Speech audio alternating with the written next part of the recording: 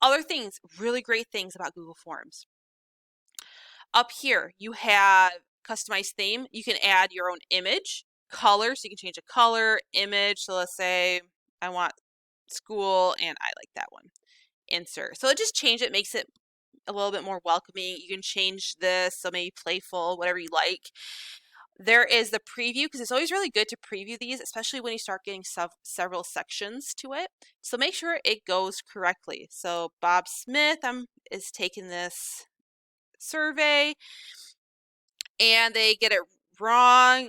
Okay, it does go to question 1, help. They see the video, answer. Let's type in 1. Oh, this is where the extra help would pop up and what you can put in there to help. If they get it right, they go on to question 2, they get it right again, and so on. So you just make sure, in this case, it wasn't set up the way it should have been. So then they hit submit and the student is done. Or in this case, you're done. And then I'm going to go back and I'm going to edit it some more. What else can we do here? So there's settings.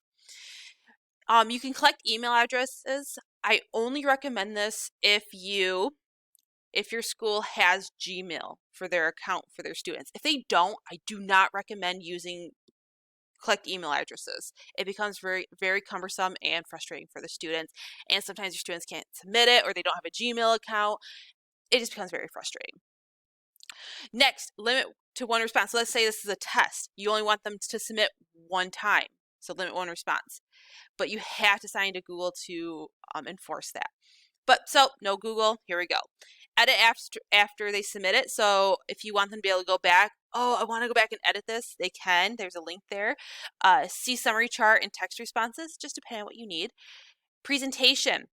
Show progress bar. If you have a test that only has 10 questions on it, I like this. If you have different sections, let's say you have 50 different sections you've set up, don't use this because it shows, oh, you have 1 of 50 done, when in reality they might have 1 of the 5 they might do. Shuffle question order is really nice if you're doing simple tests, question 1, question 2, question 3. It reorganizes it. Makes it a little bit harder to cheat because it's just a little bit disorganized compared to somebody else's test. And then show link to submit another response. So if you want them to go back and maybe it's a remediation, they can redo it multiple times. You can show link. If you don't want them to go back, have a second attempt there, you can take that off. After they hit submit, you have the opportunity to put some final instructions. So you can put additional information here, or way to go, you finished the test, something here. And this is the last thing they'll see on their Google form when they submit it. Quizzes. This is really nice. If you're setting up a quiz, you can make this a quiz. And I really like immediately after each submission, release grade, so they can see it. So you might have to go back and grade a short answer, but they can go ahead and see what they got wrong, right? And you can show them missed questions, correct answers, point values, depending on why you're setting this up or what you're setting this up for. And then you hit save. So once you have a quiz made, you need to come back to your questions. So let's say I'm here, you need to click on it, and you need to get your answer key set up. So I click on this question. I want it to be worth 5 points, and I want to add answer feedback. If they get it wrong, there's feedback, or correct, you can give them different feedback. You can insert links and videos here. Other things, what's really nice about this quiz section is the free response part. So if you come down here, this is really, really nice. And let's say for a free response section, I'm going to add a new section here and show you this, and add a question. Keep scrolling down. And this is my essay question.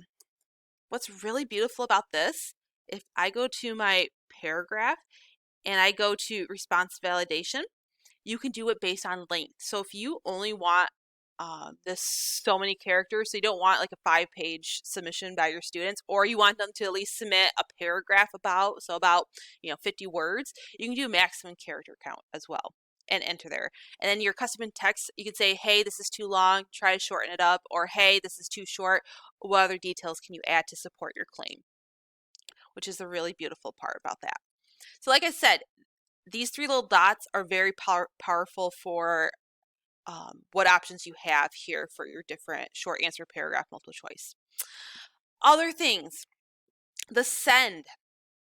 So you can send it personally as an email if you have maybe you want to send it to a specific student or somebody, but I like this little link here. And I like to use a shortened URL. And you just copy this and send it to your students in an email. They just click on it and they see it.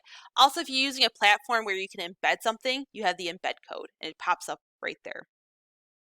Other things, these 3 little dots up here. Let's say you have a PLC partner and you want to collaborate. So you guys can edit it. You can do that right here. And then there's the preferences, very basic, but you can collect email addresses. It's what naturally occurs. I have it unchecked because I don't want to collect email addresses all the time. You can make questions required or not required. So what happens is you have this required button. Every time you create it, it would come up not required or preference required. The other really powerful thing about Google Forms are these add-ons. This is where you make it more personal to what you need. With these add-ons, there's a ton that really could be useful in your class. So form limiters, so maybe you only want so many answers.